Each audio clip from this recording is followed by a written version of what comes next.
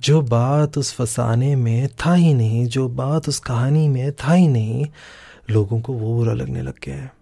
We will always ventilate in front of the people whom we consider close because we know that they are not going to hurt us back. क्योंकि जहाँ प्यार होता है ना, वहाँ पर बहुत मुश्किल से ये ऑफेंस वगैरह काम आता है. वहाँ ना ऑफेंस नहीं रहता. क्या रहता है पता है? Hi guys, world is full of amazing things going on.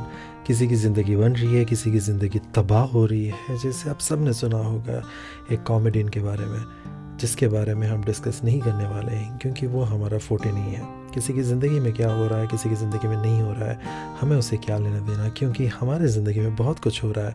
वो रायता ही हम समेट नहीं पा रहे हैं, तो हम क्या ही किसी और के बारे में कहेंगे. कई बार हम यही सोचते हैं, पर फिर भी जब हमें अच्छा खासा गॉसिप मिल जाता है, किसी की ज़िंदगी के बारे में सुनने के लिए मिलता है, तो हम सोचते हैं कि क्यों नहीं हम उनके बारे में सुने. और वो सुनने के चक्कर में हम उनको जज करना शुरू कर देते हैं. और ये पूरे सर्कस के अंदर हमें समझ में आ जाता है कि अरे वाह, उनकी ज़िंदगी हमसे ज़्यादा बेटर है. एट द एंड तो हमें वही समझ में आता है. Because we are thinking in this way, क्योंकि there are so many people in this world, right. इतने सारे लोग जिनका बिजनेस चल रहा है, जिनके पॉलिटिक्स में नाम है, जो एक्टर्स हैं, जो कॉमेडियंस हैं. कई बार न्यूज़ में उनके प्रॉब्लम्स लाइक उनके लाइफ के बारे में मजाक उड़ाया जाता है या बोला जाता है. And eventually it is been told कि like people are heating them. चल रहा एक पीरियड ऑफ टाइम के लिए वो चलता है और उसके बाद फिर वो ख़त्म हो जाता है. बोलने वाले बोलकर बंद हो जाते हैं. वो अपनी ज़िंदगी जीते हैं, उनके पास अच्छा खासा पैसा, ऐशो आराम सब कुछ है. वो अपने नॉर्मल ज़िंदगी को जैसे जीना चाहते हैं वैसे आगे लेके जा रहे हैं. And everything is working well with them.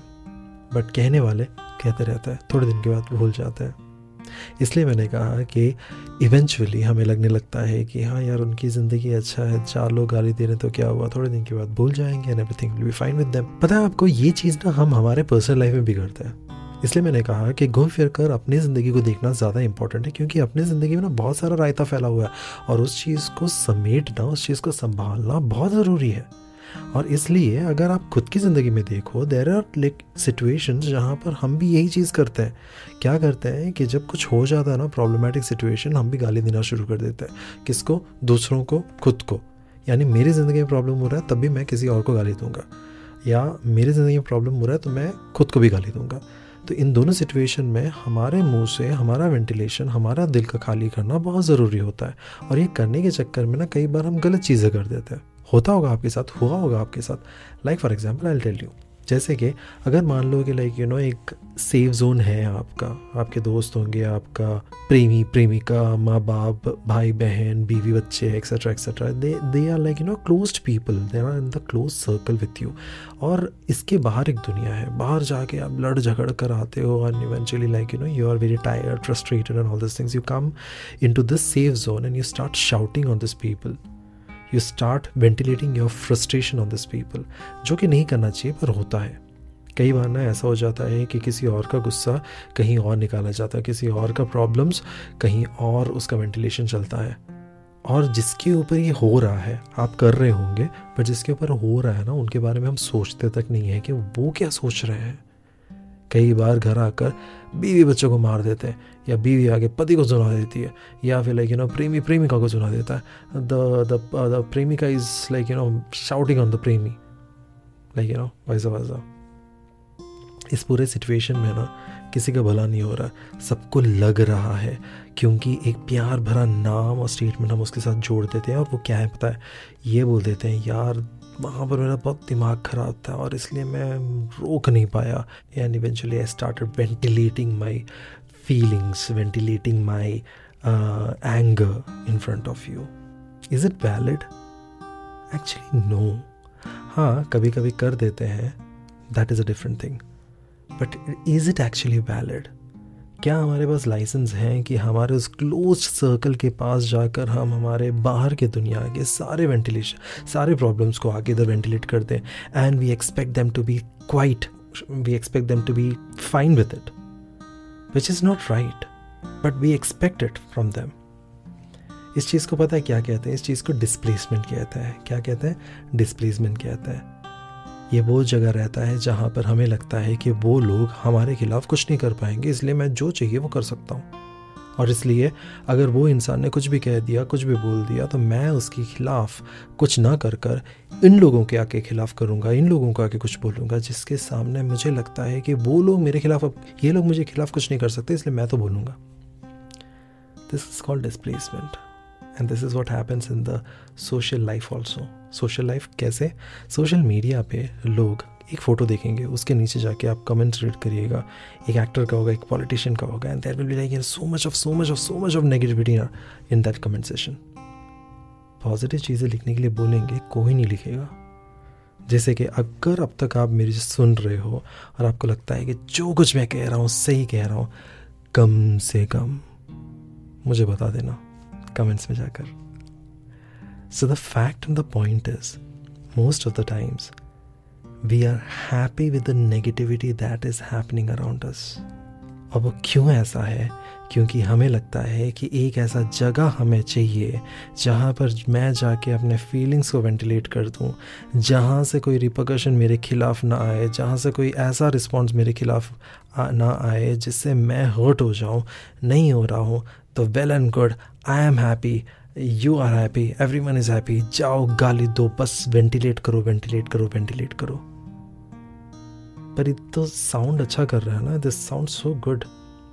क्या साउंड कर रहा है यार? सोशल मीडिया तो है, पब्लिकली सोशली मेरे ऑफिस का फ्रस्ट्रेशन, अरे मेरे को कोई पॉलिटिशियन का, मुझे कोई एक्टर पोस्ट दिखा, I just go down and लेकिन 4 गालियाँ दे देता हूँ उसको, मेरा ऑफिस का टेंशन और फ्रस्ट्रेशन वहीं निकल जाता है।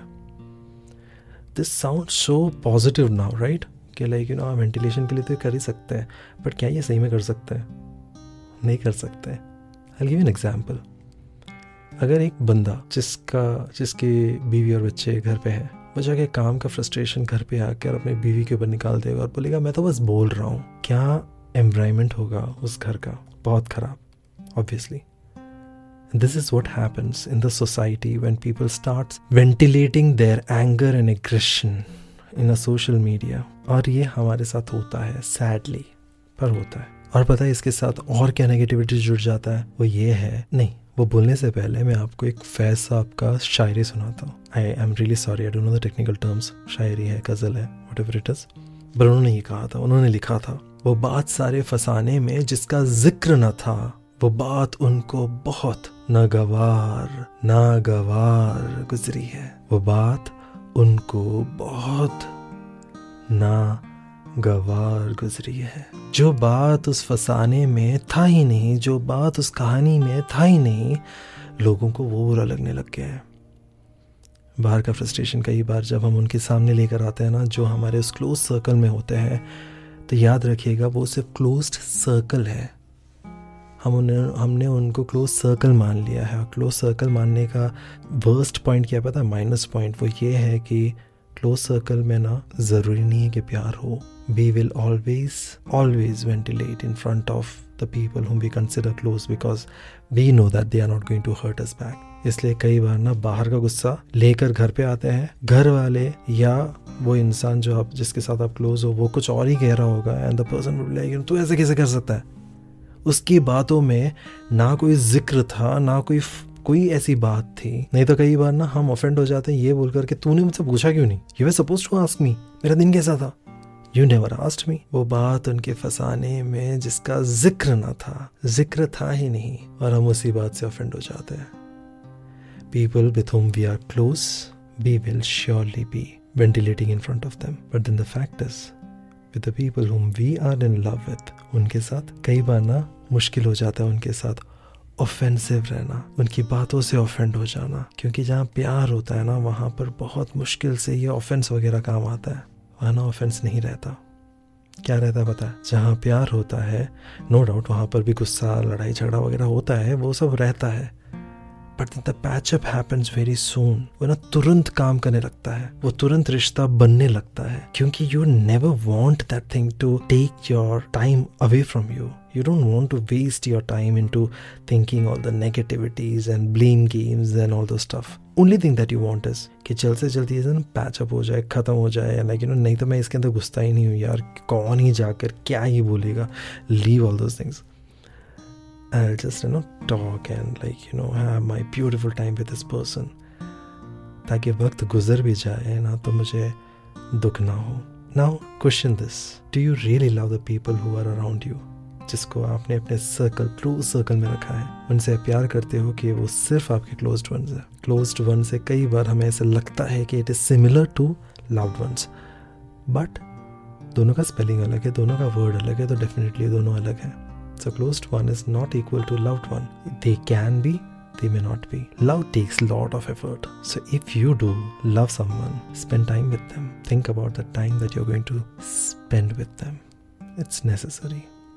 So जो कुछ हमने देखा उसका नटशल ये है कि जब हमारे पास एक सेफ प्लेस होता है ना, जहाँ पर हमें लगता है कि सामने वाला मुझे हार्म नहीं कर सकता, मैं उन्हें वहाँ पर जाकर मेरे वेंटिलेशंस को, मेरे इमोशंस को डाल देता हूँ. पहला पॉइंट.